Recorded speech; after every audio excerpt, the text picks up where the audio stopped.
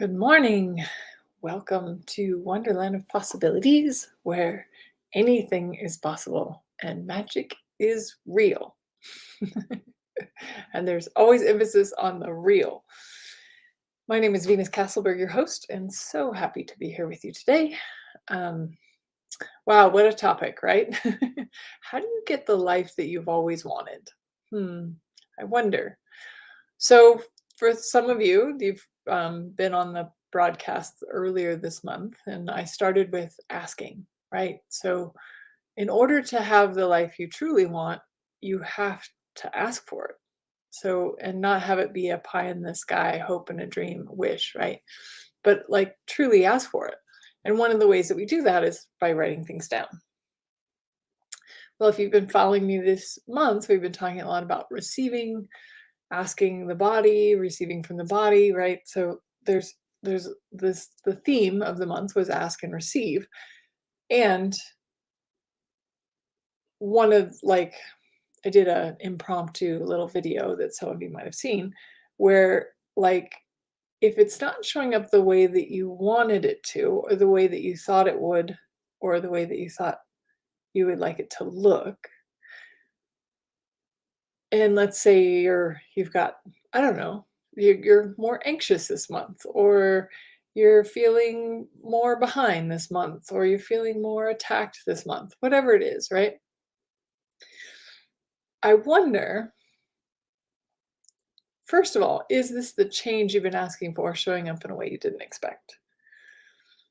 Now, I know that's not a fun thing to look at because when things are not looking the way that we wanted them to, we tend to go into the wrongness of us, like somehow we did something wrong or it's not working. We asked for something that's not working. It's not showing up that way. And I'm going to challenge you to actually look at it from a different point of view. And truthfully, it's all about a point of view, but we'll talk about that in a second. So let's say you asked for $1 billion. I'm just going to use that as an example. You've asked for $1 billion. Sometimes, and more often than not, your being, your body, everything needs to like rearrange itself so that you can have $1 billion, right? Because if you're somebody who's living paycheck to paycheck, going from paycheck to paycheck to $1 billion, it's kind of like those people who win the lottery. They lose all or spend all their money in like a few months and they're right back to where they were because they can't comprehend what it means to have $1 billion. So they just blow it all. So if you've asked for something, there is often a rearranging of the molecules that needs to happen. A adjustment, let's say, that has to happen for whatever it is that you've asked for to come in. So for a really, really, really, really, really long time, and if you've read my book, you know, I looked for the one in, oh, hello, Josephine, welcome.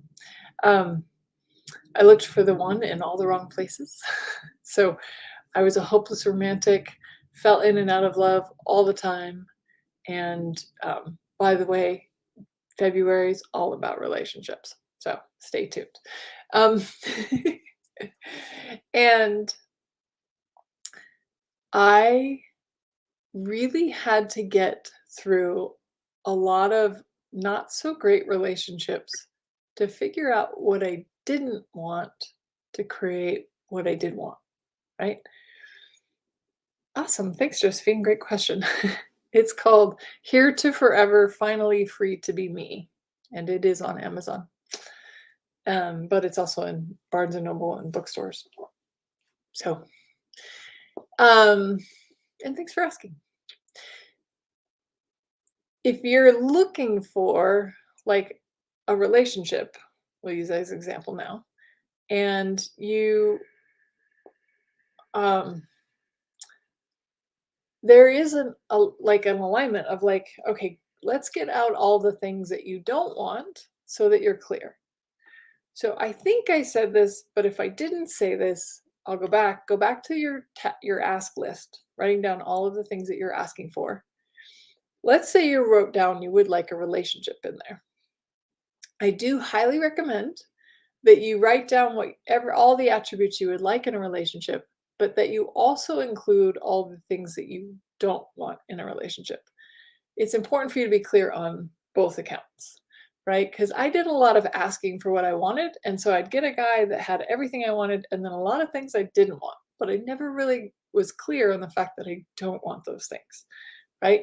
So again, the universe uses that time to kind of rearrange the molecules to get me in alignment with what I really did want. And then, and to also, truth be told, the book is about me falling in love with me, right? So, and we'll go into more of that next month. But it was just an example of like, okay, let's say you're asking for something, but it doesn't seem like it's showing up, or the person that you're with is suddenly showing like dark colors, and you're like, I didn't know this person was like that, right? Is it the change you've been asking for showing up in a way you didn't expect? Meaning, if you're asking for a kind, compassionate relationship, then you may have some relationships that you're in that are not that have to kind of move out of the way so what you're asking for can come, right? Same thing with $1 billion. If you don't believe you can have $1 billion or that you would be a good steward of money, then the universe has to help you get that stuff cleared out so that the things that you're asking for, the $1 billion, can show up, right? But it's really easy, and I do it too, like when you wake up on the wrong side of the bed, or it feels like, Dane says, when it feels like an elephant sitting on your head in the morning. I don't know if you've ever had mornings like that, but um, I don't have them very often, but when I have them, I'm just like, oh my God, what's happening, right? It's like the whole world is coming crashing down because I'm generally a very happy, peaceful person, right? And no, I was not always that way. But if you wake up that way, then you could be like, okay, something's wrong, which is our normal go-to. Something's wrong. Hi, Cecilia. Thank you. Hi, Renu. Cool. When you wake up on the wrong side of the bed, I lost my train of thought. It'll come back to me. Oh, you go to what's wrong. I go to what's wrong. I'm like, what's wrong? What did I do wrong? What food did I eat? We all go to like, I must have done something wrong. So let's scrap that, destroy it and create it. All the places where you think that you're wrong for any reason, can we destroy and uncreate that? Right, wrong, good, bad, puck, pot, all nine shorts, boys, povads, and beyonds. And if you're new to Access Consciousness or new to my podcast, that's the clearing statement. And you can go to theclearingstatement.com and find out more about it. Okay, so let's say you're not wrong. What's the beauty underneath this? What is what's going on showing you? Is it in fact the change you've been asking for showing up in a way you didn't expect? And when you look at it from that point of view, when you see things as a gift instead of a wrongness or you did something, you fucked it up somehow, which is possible that you think you did, not that you actually did, but that's pretty typical. We all think that it's our fault. If that's not your point of view, and your point of view is, wow, the universe is conspiring for me, it's bringing me what I've been asking for, it's just not quite showing up the way that I thought it would. And sometimes you got to clean the junk out of the drawers, right? You got to clean off the hard drive of your computer so that it can work properly.